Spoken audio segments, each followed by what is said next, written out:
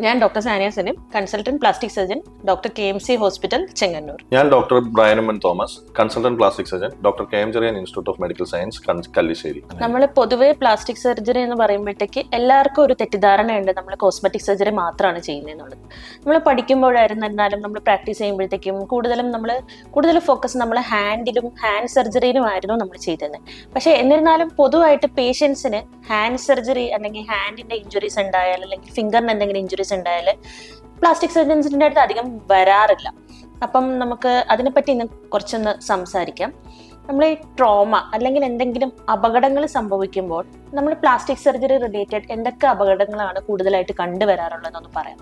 അല്ല, plastic surgery related അപകടങ്ങൾ എന്ന് പറയുമ്പോൾ നമുക്കിപ്പം ട്രോമ, ഒരു ആക്സിഡന്റ് ഉണ്ടാകുന്ന വെച്ചാൽ കൈക്ക് മുറിവ് ഉണ്ടാവുകയാണെങ്കിൽ, കൈക്കിപ്പോൾ നമ്മളിപ്പം ദൈനംദിന കാര്യങ്ങളിൽ നമ്മൾ വീട്ടിൽ ഉപയോഗിക്കുന്ന കത്തി കൊണ്ടോ അല്ലെങ്കിൽ മിക്സർ ഗ്രൈൻഡർ കൊണ്ടോ, അല്ലെങ്കിൽ ഇപ്പോൾ ആണുങ്ങൾക്ക് സ്ഥിരമായിട്ട് വരുന്ന ബൈക്കിന്റെ ചെയിൻ ക്ലീൻ ചെയ്യുമ്പോൾ ക്രഷ് ഇഞ്ചുറി ഉണ്ടാവാം, അല്ലെങ്കിൽ അവർ വർക്ക് ചെയ്യുന്ന എന്തെങ്കിലും വെട്ടുകത്തി വെച്ചിട്ട് കട്ട് ചെയ്യുമ്പോഴോ അങ്ങനെയൊക്കെ കട്ട് ചെയ്യുമ്പോൾ ഉള്ള കട്ടും ക്രഷ് ഇഞ്ചുറിയുമാണ് കൂടുതലും നമ്മൾ കാണാറുള്ളത്. അപ്പോൾ അതിൽ മെയിനായിട്ട് ഇപ്പം നമ്മൾ നോക്കുമ്പം പ്ലാസ്റ്റിക് സർജൻസ് എന്ത് ഡീൽ ചെയ്യുന്നു എന്നാണ് നമ്മൾ നോക്കേണ്ടത്. നഖത്തിന്റെ ഇഞ്ചുറി തൊട്ട് ടെൻഡൻ, ബോൺസ്, നെർവ്, രക്തക്കുഴലുകൾ, മസിൽസ്, ഈവൻ സ്കിൻ വരെ റീകൺസ്ട്രക്ട് ചെയ്യാൻ കഴിവുള്ളവരാണ് പ്ലാസ്റ്റിക് സർജൻസ്. പക്ഷേ ഇത് വെളിയിലോട്ട് ആർക്കും അറിയത്തില്ല. എല്ലാവരും ഒരു ഇഞ്ചുറി ഉണ്ടായി കഴിഞ്ഞാൽ ആദ്യം ഒരു ഓർത്തോപെഡിഷൻ്റെ അടുത്തായിരിക്കും പോകുന്നത്.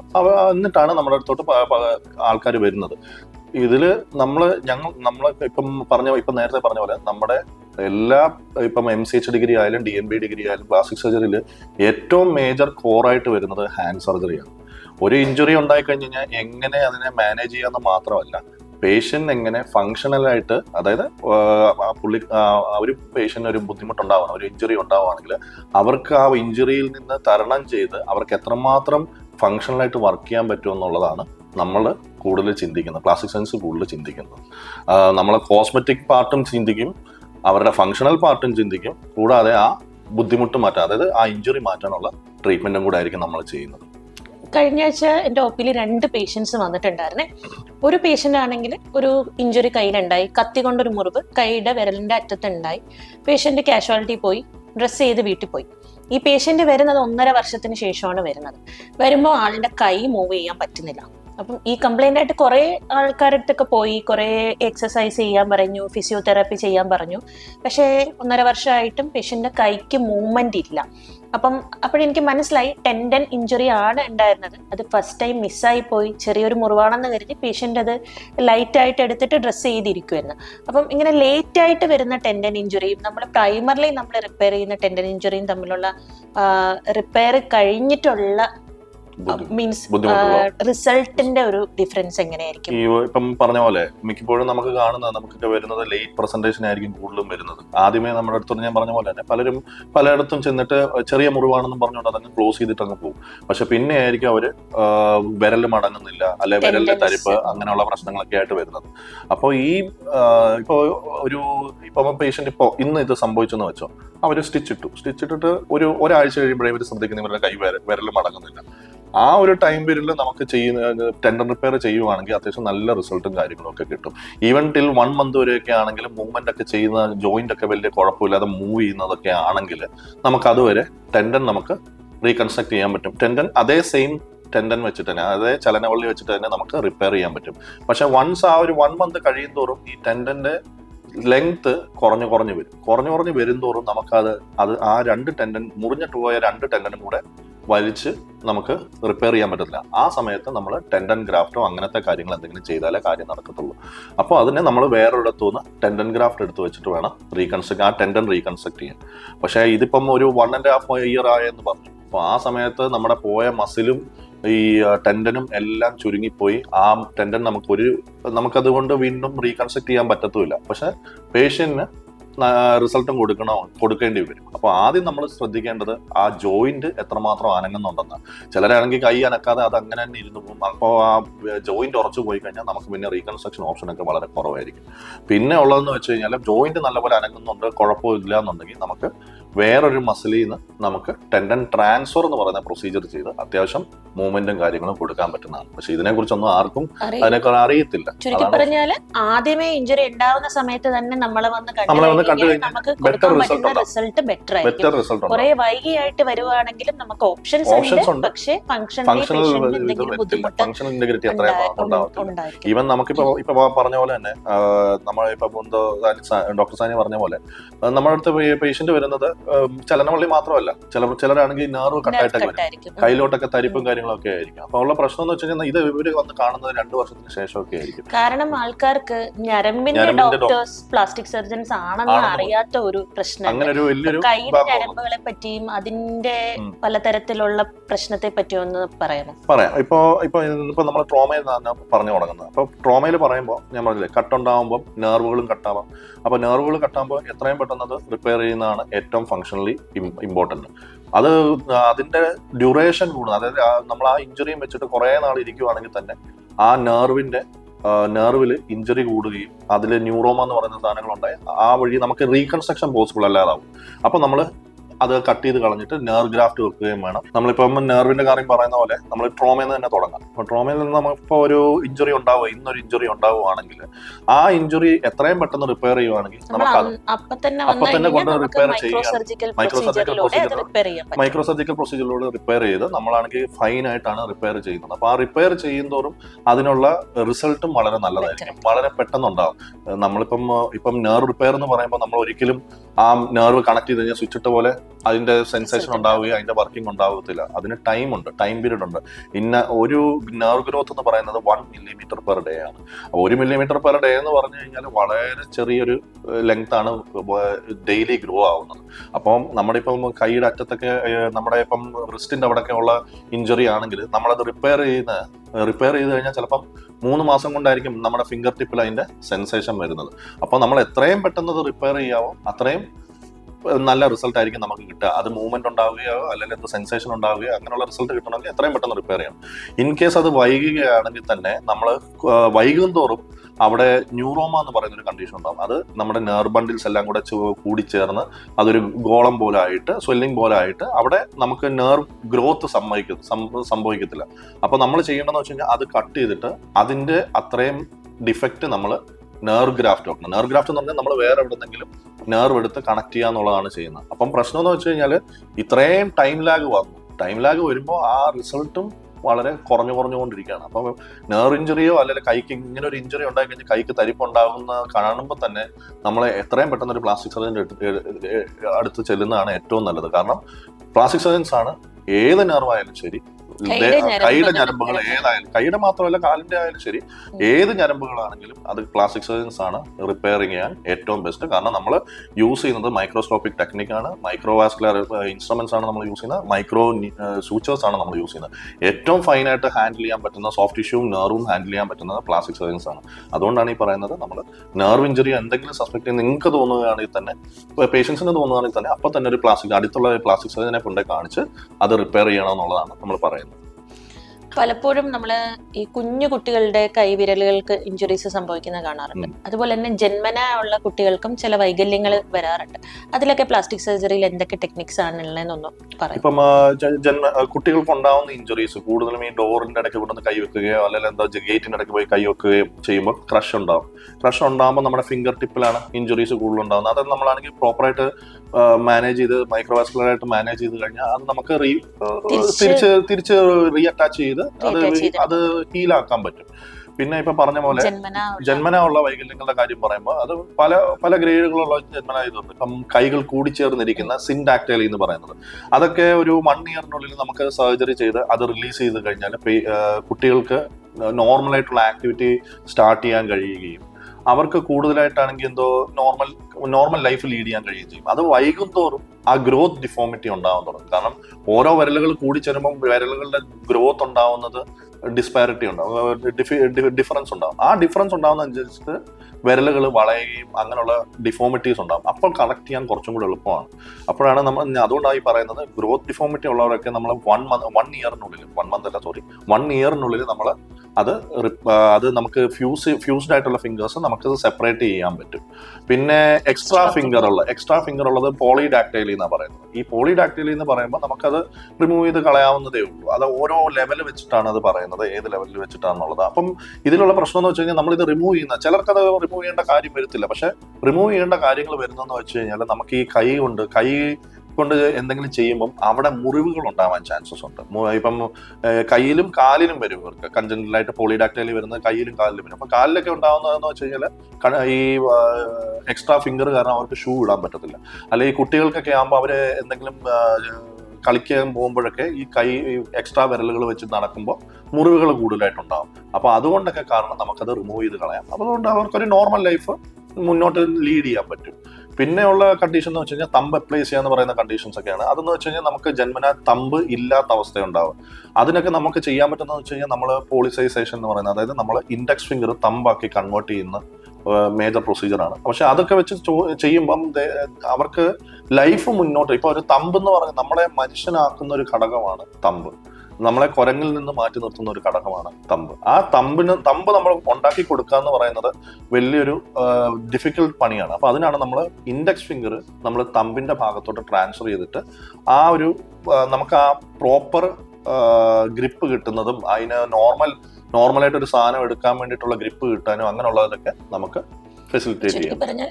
ജന്മന ഉള്ള കൈയുടെ വൈകല്യങ്ങൾ മുതൽ നമ്മൾ ട്രീറ്റ് ചെയ്യുന്നുണ്ട്. ഇത് കൂടാതെ തന്നെ കയ്യിൽ ചില ട്യൂമറുകൾ, അതായത് ക്യാൻസർ അല്ലാത്ത ട്യൂമറുകളും ചെറിയ മുഴകളും ലൈപ്പോമ, ഗാംഗ്ലിയോൺ സിസ്റ്റ്, ഇതെല്ലാം കയ്യിൽ വരുമ്പോൾ നമ്മൾ മാനേജ് ചെയ്യുന്ന ടെക്നിക്കിന്റെ ഒരു ഇമ്പോർട്ടൻസും ഡിഫറൻസും പറയാമോ? നമ്മൾ ഈ കുഞ്ഞു കുട്ടികൾ മുതലുള്ള ഡെലിക്കേറ്റ് ആയിട്ടുള്ള സോഫ്റ്റ് ടിഷ്യൂ മാനേജ്മെന്റും കാര്യങ്ങളും എങ്ങനെയാണ് ഈ ചെറിയ ലൈപ്പോമ, ഗാംഗ്ലിയോൺ സിസ്റ്റ് അതുപോലുള്ള ട്യൂമറുകൾ നമ്മൾ റിമൂവ് ചെയ്യുന്നത്? ഗാംഗ്ലിയോൺ സിസ്റ്റ് ആയാലും ലൈപ്പോമ ആയാലും ഹെമാൻജിയോമ, വാസ്കുലർ മാൽഫോർമേഷൻ എന്നൊക്കെ പറഞ്ഞ വെസൽ, അതായത് ചെറിയ രക്തക്കുഴലുകളിലെ മുഴകളാണ്.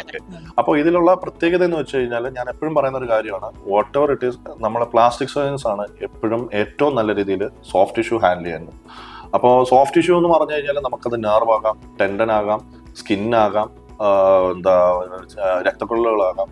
അപ്പോൾ അതെല്ലാം നമ്മൾ ചേർന്ന് നമ്മൾ ആ സ്വെല്ലിംഗ് എടുത്ത് കളയാൻ നോക്കുമ്പോൾ നമ്മൾ ഈ എല്ലാ ഫാക്ടേഴ്സിനെയും റെസ്പെക്ട് ചെയ്തിട്ടാണ് നമ്മൾ ചെയ്യുന്നത്. മൈക്രോസ്കോപ്പിക്കലി നമ്മൾ മാഗ്നിഫിക്കേഷൻ യൂസ് ചെയ്തിട്ടാണ് ഇത് ചെയ്യുന്നത്. അപ്പോൾ ആ മാഗ്നിഫിക്കേഷൻ യൂസ് ചെയ്ത് നമ്മൾ ചെയ്യുമ്പോൾ നമുക്കറിയാൻ പറ്റും എവിടെയാണ് നെർവ് കിടക്കുന്നത്. നമ്മൾ അതിനെ എങ്ങനെ അവിടുന്ന് ആ സ്വെല്ലിംഗിൽ നിന്ന് സെപ്പറേറ്റ് ചെയ്യാൻ നോക്കും. വേറെ ഇഞ്ചുറി ഒന്നും വരാത്ത രീതിയിൽ നമ്മൾ സെപ്പറേറ്റ് ചെയ്ത് കൊണ്ടുവരികയാണ് നമ്മൾ ചെയ്യുന്നത്. ഈവൻ ഇഫ് ഒരു ഇഞ്ചുറി വന്നാൽ തന്നെ അത് മാനേജ് ചെയ്യാനുള്ള കഴിവും നമുക്കുണ്ട്. ഞാൻ പറഞ്ഞ പോലെ തന്നെ ഇപ്പൊ ഒരു നെർവ് ഷീറ്റ് ട്യൂമർ ഉണ്ടെന്ന് വെച്ചു. നെർവ് ഷീറ്റ് ട്യൂമർ എന്ന് പറഞ്ഞാൽ നെർവിൽ നിന്ന് ഉണ്ടാവുന്നതാണ്, അല്ലെ നെർവിൽ നിന്ന് ഉണ്ടാവുന്ന ഒരു ട്യൂമർ ഉണ്ടെന്ന് വെച്ചാൽ നമ്മളത് റിമൂവ് ചെയ്യുമ്പോൾ നമുക്ക് ആ നെർവ് ഉൾപ്പെടെ റിമൂവ് ചെയ്യേണ്ടി വരും. അപ്പോൾ അങ്ങനെ ഒരു കണ്ടീഷൻ വരുമ്പോൾ നമുക്ക് വേണമെങ്കിൽ ഒരു നെർവ് ഗ്രാഫ്റ്റ് വെച്ച് കൊടുത്താൽ അത് വേണമെങ്കിൽ അതേ ദിവസം തന്നെ നമുക്ക് നെർവിന്റെ റിപ്പയറും കൂടെ ചെയ്തിട്ടാണ് നമുക്ക് ആ ഫങ്ഷണൽ ഗ്രോത്ത് നമുക്ക് വീണ്ടും റീസ്റ്റാർട്ട് ചെയ്യാൻ പറ്റും. അതാകുമ്പോൾ നമുക്ക് പെട്ടെന്ന് അവർക്ക് കോംപ്ലിക്കേഷൻസ് ഒന്നും ഇല്ലാത്ത രീതിയിൽ നമുക്കത് കൊണ്ടുപോകാൻ പറ്റും. ഇങ്ങനെ നമ്മളാണെങ്കിൽ ചുറ്റുവട്ടത്തുള്ള എല്ലാ സ്ട്രക്ചേഴ്സും പ്രൊട്ടക്ട് ചെയ്ത് മൈക്രോസ്കോപ്പിൽ നോക്കി പ്രൊട്ടക്ട് ചെയ്തതിന് ശേഷമാണ് നമ്മളിത് റിമൂവ് ചെയ്യുന്നത്.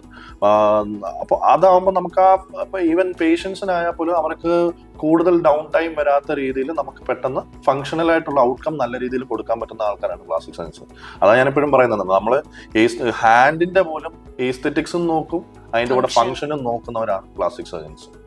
നമ്മുടെ കൈയിലോട്ട് മേജറായിട്ട് 2-3 ഞരമ്പുകൾ ഉണ്ടല്ലോ, നമ്മുടെ median nerve, radial nerve, ulnar nerve.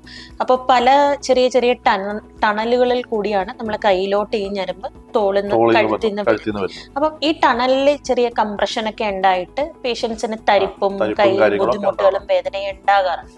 പക്ഷെ പലപ്പോഴും ഈ കണ്ടീഷൻസുമായിട്ട് പേഷ്യൻസ് ഒത്തിരി നാള് കഴിഞ്ഞതിന് ശേഷമാണ് നമ്മളടുത്ത് വരാറുള്ളത്. വരാത്ത ആളുകളാണ് അധികവും. കാരണം ഇവർക്ക് അറിയില്ല കറക്റ്റ് ആയിട്ട് എവിടെ പോയിട്ട്.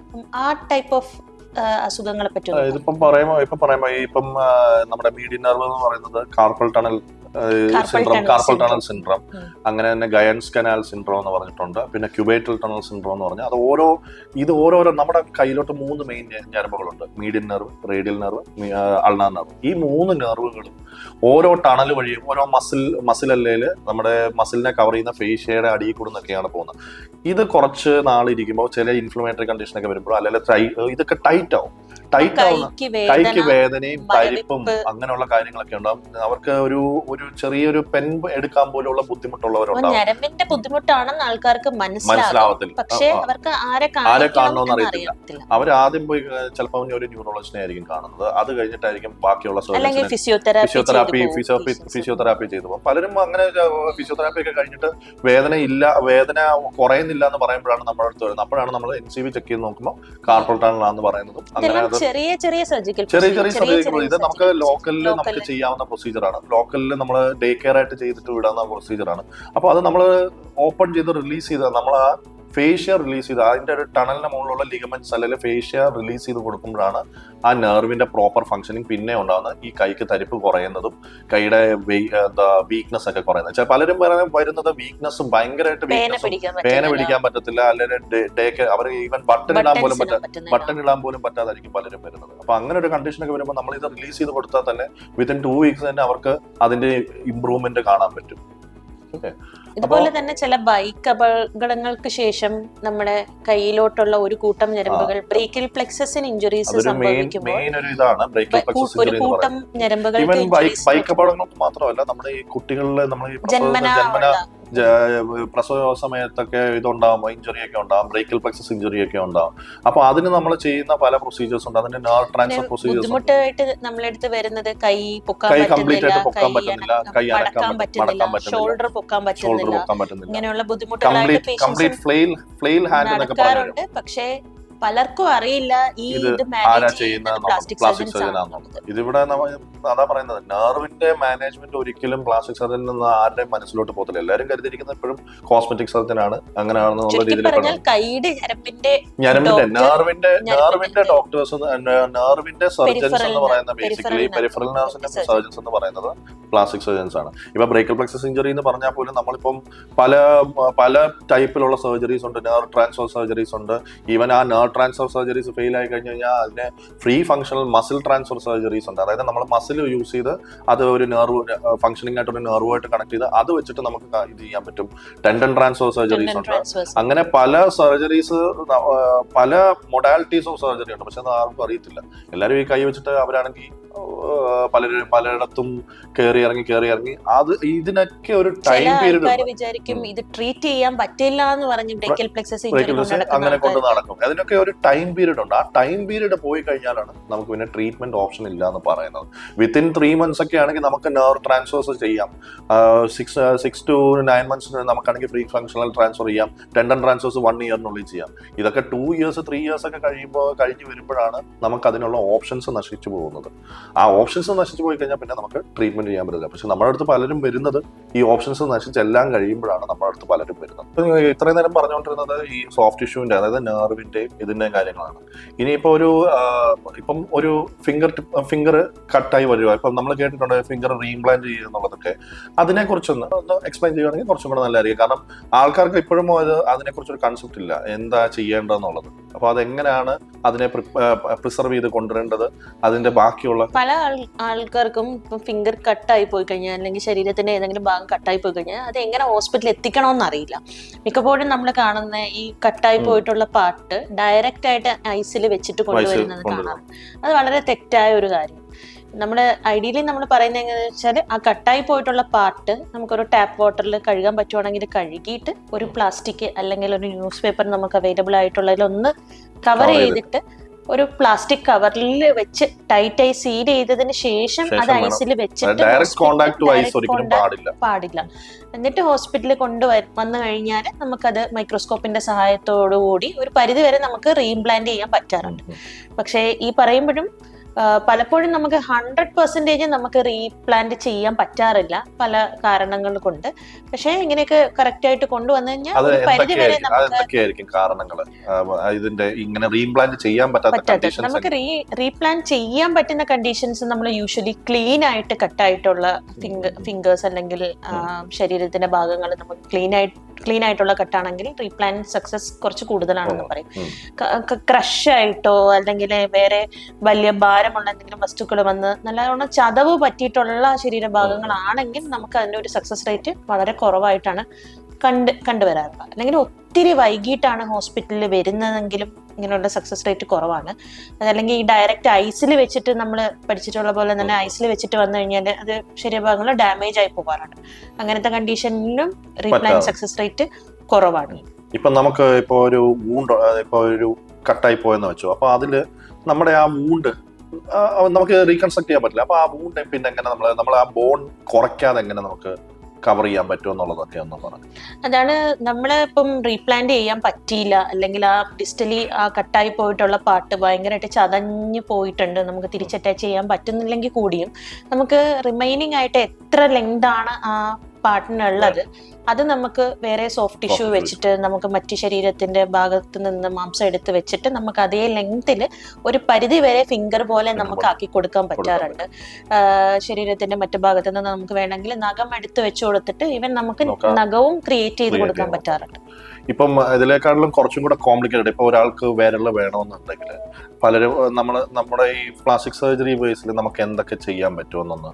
യൂഷ്വലി നമുക്ക് ഏറ്റവും ഇമ്പോർട്ടന്റ് ഫിംഗർ എന്ന് നമ്മൾ കൺസിഡർ ചെയ്യുന്ന തമ്പാണ്. ഇപ്പം തള്ളവിരൽ നമുക്ക് നഷ്ടമായി പോയിട്ടുണ്ട്. ഇപ്പൊ അപ്പോ നഷ്ടമായി പോയിട്ടുണ്ട്, എന്നിട്ട് ആ പേഷ്യന്റ് നമുക്ക് ആ ഗ്രിപ്പിന് വേണ്ടിയിട്ട് തമ്പ് വേണം എന്നുണ്ടെങ്കിൽ നമുക്ക് പല ഓപ്ഷൻസ് ഉണ്ട് തമ്പ് റീകൺസ്ട്രക്ട് ചെയ്തെടുക്കാനായിട്ട്. നമുക്ക് വേണമെങ്കിൽ കാലിന്റെ ഒരു കാലിന്റെ തള്ളവിരൽ എടുത്തിട്ട് തമ്പായിട്ട് റീകൺസ്ട്രക്ട് ചെയ്യാനുള്ള ഓപ്ഷൻസ് ഉണ്ട്.